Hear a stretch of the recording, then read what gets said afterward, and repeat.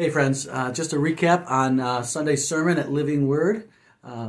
Today we talked about the great verse in Hebrews that says that Jesus, for the joy set before him, endured the cross, scorning its shame. And so we talked about what is it that joy that he saw that was on the other side of the cross.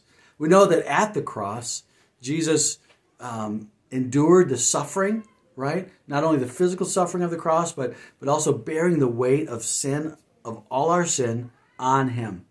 And that he, there at the cross, won the victory over sin, over death, and over the devil himself. And so the cross was a miserable experience, but out of that came our victory over those things because of what Christ did. Now, Jesus says he saw joy on the other side of the cross. And so today we talked about resurrection business. What is the business of the resurrection? And we looked at it from the story of Peter, who had denied the Lord 3 times. He swore that he would defend the Lord and that he would be with the Lord, even if it meant prison or even death. And sure enough, when push came to shove, Peter denied the Lord 3 times. And so when Peter sat with Jesus at the side of the Sea of Galilee, and Jesus asked him, "Peter, do you love me?" 3 times he asked him that. The business of the resurrection was not to shame Peter. It was to restore him. It was to fill his life again with purpose and meaning and to reinstate Peter into his gospel kingdom task that God had called him to.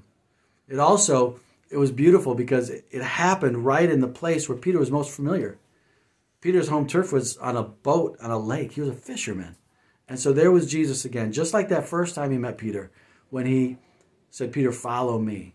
And Peter began to follow him at the beginning of Jesus' ministry. There again at the end, Jesus is on a beach, restoring Peter, saying, "Feed my sheep, feed my sheep." And so resurrection business restores. It doesn't reject or condemn or shame, even when we screw up bad. Resurrection business of Jesus, it brings us back into the full purposes of God, where we can serve and live our lives for eternal purposes, not just our own, and we're not marginalized just to doing nothing. But God puts us back in the center of kingdom work. And then there at the end, he takes away all comparisons. Because Peter was like, well, if I'm going to die a certain way, well, what about John? And Jesus is like, hey, it doesn't matter what John's doing. All that matters, Peter, is that you follow me in the calling I have for you. And it's this powerful way that we see Peter going from just dejected, feeling sorry for himself, broken, defaulting back to just human living, and Jesus pulls him right back into ground zero, center of kingdom purpose again, and restores his heart and, of course, his relationship with the Lord. Very powerful. Take a listen to it. It's on all the formats. God bless. Have a great week.